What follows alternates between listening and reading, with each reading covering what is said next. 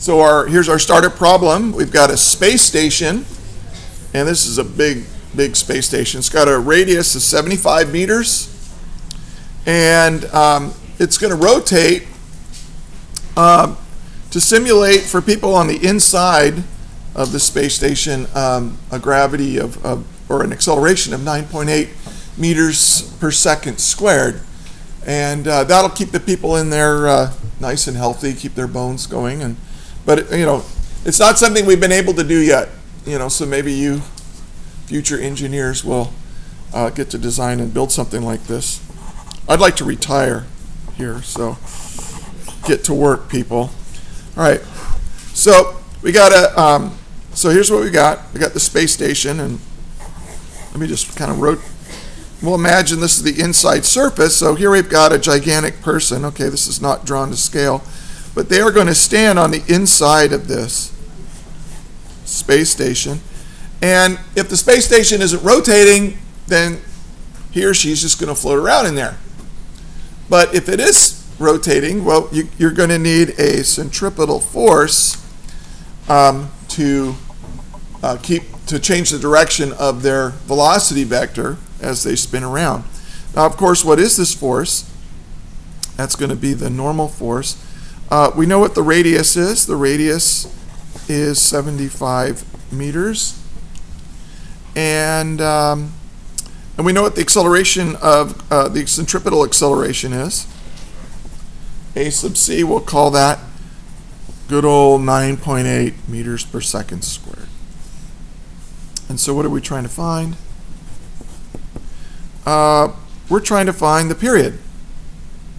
How much time will it take to complete one rotation?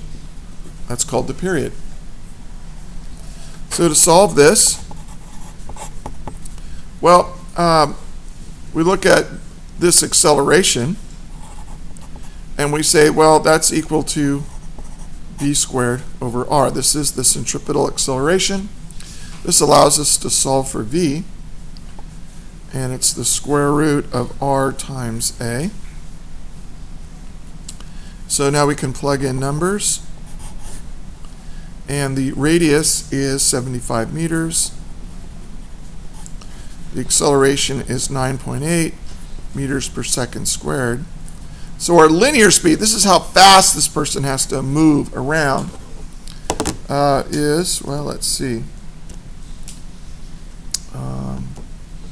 square root of 75 times 9.8, and I get 27.1. Does anybody do it that way?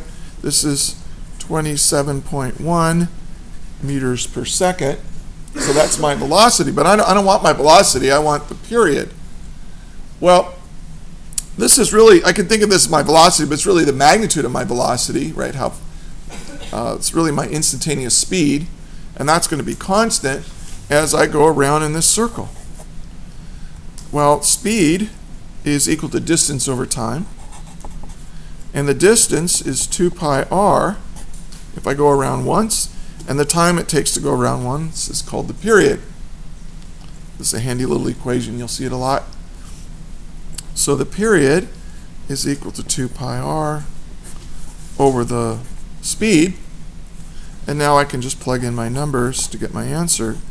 2 pi times 75 meters over my speed of 27.1 meters per second. So, what do I get? 2 times pi times 75 divided by 27.1. And I get a period of 17.4. Is that right? 17.4 seconds? Ew. That's not very much time. You're going to be swinging around pretty, I mean, the world's going to be rotating out your window pretty quickly. if you had a nice view. But anyway, that's our answer. Now, you probably want a greater radius to slow your velocity down, and or actually to increase your period. But